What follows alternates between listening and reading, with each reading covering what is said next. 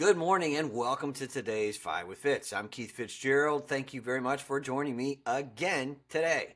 So it's obviously the day after Nvidia set off a worldwide rally that appears to have legs, at least for the morning and at least as I record this. Now, I'm not sure that the legal challenge to U.S. President Donald Trump's tariffs is going to carry the day though, but that's neither here nor there. We do money, not politics, and we do it for a very specific reason. What you want to do now as an investor is look right through the noise, through this stuff, and focus on what you know to be true. And namely, that is, there will be immense profit potential created, and it's in fact being created right now. I want you to look at this chart. If you're looking I ran lips this morning. I want you to look at the written version of the 5 with Fitz this morning because there's a very special chart in there. The sixth wave. We stand on the cusp of the sixth wave. That's why I say the profit potential is so significant. Now, always remember as you look at that chart that profits are the currency of success. Now, here's my playbook for today. Number one, let's talk Nvidia and their home run. It was an absolute honor to talk about Nvidia's latest results with my friend and colleague, the super sharp Richard Dean on Dubai One and Dubai Eye earlier today. Now, clearly another home run with huge implications for the rest of the industry, not to mention a global chip rally as we record this. Revenue was up 69% year over year to 44.1 billion. Data center revenue of 39.1 billion. That's a 73% year over year increase. Net income of 18.8 billion. That's plus 26% year over year. And get this, it would have been another multiple billions of dollars higher had it not been for the Chinese tariff restrictions, or chip restrictions anyway. Now, Richard and I also touched on another few topics that you might enjoy and find valuable. So hope the perspective helps. You can check that video out elsewhere on the channel. What's next? Well, that's really the big question. It's not so much about the companies as it is about what investors like you and I, yep, you, me, everybody out there watching this, are going to do about it. There are a lot of people who unbelievably are still sitting on the sidelines grousing about valuations and all sorts of things and who are getting left even farther behind. I mean, good on them for standing by their convictions. There's nothing wrong with that. But the point I want you to understand is that there's a very good case that's going to cost them dearly. And people just don't grasp this. So I put some numbers to this. Nvidia has returned, are you ready? 26,348% and 67,337% over the past 10 and 20 years, respectively. Now, that, if you're doing the math, is enough to turn every $1,000, that is not a lot of money, people, every $1,000 into $264,480 and $674,370, respectively. Life-changing wealth. Now, if you can throw away that kind of profit potential because you want to stand on your high horse and grouse about valuations or something else, good on you. Most investors cannot. I'm just saying. So, as my great-grandfather would say, it's time to fish or cut bait. You may not be able to control valuations or a dozen other things, but sure as heck, you can control risk by using the right tactics. So get to it. Number two today, is it time to finally bet on Intel? Now, newly seated CEO Lip-Bu Tan has a long track record, but Intel has no customers, or at least not a big monster on the line. Think Apple, Qualcomm, and Nvidia, for example, that's capable of pulling the company out of the pit that it dug for itself. Now, I think Tan has an exceptionally tough row to hoe. Intel put the silicon in Silicon Valley, but it now is struggling to remain relevant in an increasingly dominated AI world. I think the trader in me, it might be worth a few speculative calls or leaps. So, think about it because I could make the argument he might get it right. Now, Elf makes Haley a billionaire. That's number 3 today. Normally, I am not crazy about the whole celebrity thing, but I love it when folks turn their dreams into reality with a lot of hard work. This time around, it's Hailey Bieber, a model and an entrepreneur who's married to singer Justin Bieber. Now, Elf is the cult favorite cosmetics company, and it's buying Hailey Bieber's Rhode for up to $1 billion, its biggest acquisition ever.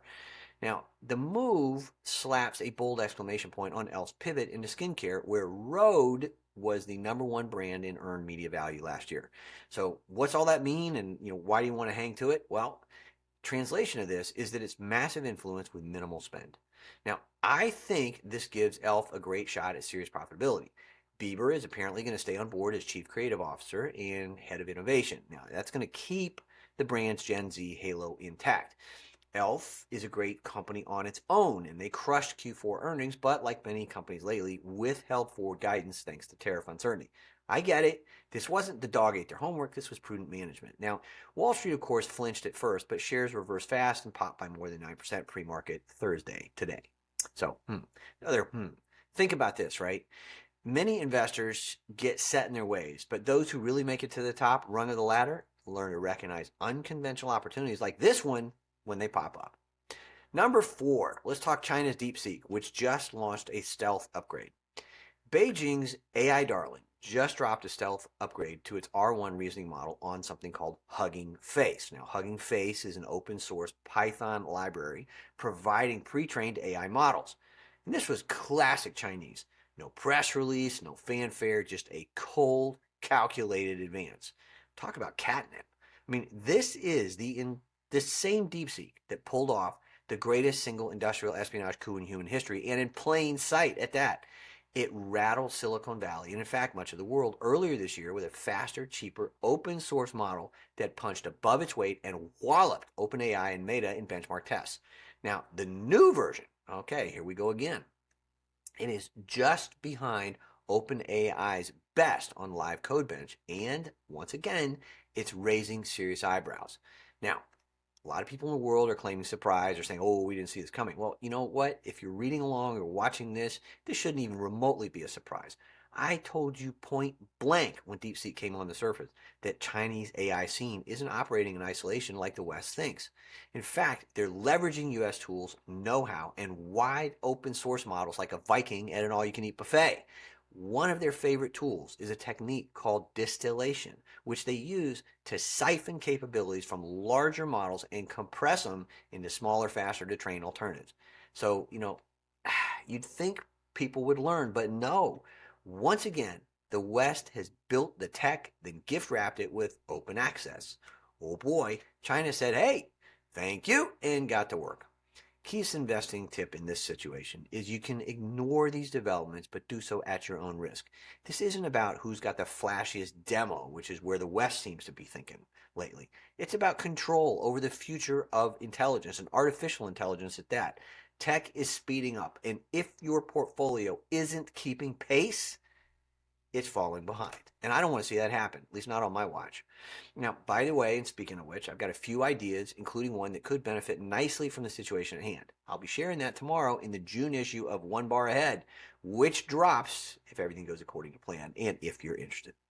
Now, the last time I saw something similar, it led to triple digits and a very complimentary choice that I believe is a global blue chip in the making. And that's still true today. So think about this. It's tempting to dismiss this stuff, but that's a mistake from a profit potential perspective anyway.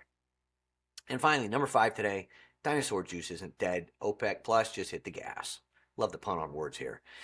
8 oil-producing heavyweights, including Saudi Arabia, Russia, and the UAE, are now eyeing a 411,000 barrel per day production hike in July, which continues their steady unwind of voluntary output cuts. That, mind you, is on top of a 1 million barrel ramp-up that is already underway across Q2. So why would they do this now? Well, think about it. Summer demand is coming. Jet fuel, road trips, air conditioning. The more oil gets burned, the more those stuff get used. So literally.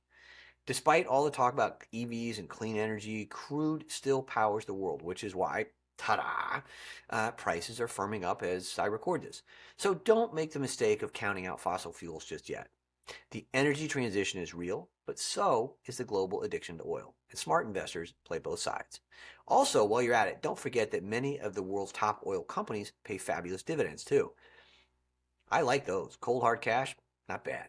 Anyway, bottom line, spoiler alert, the world will change with or without your approval, and so will the financial markets. So focus on what you can control, like tactics, timing, which stocks you buy, etc., instead of worrying about what you can't, like tariffs and everything else. As always, let's make it a great day. You got this, I promise, and I will see you tomorrow. Thanks for watching.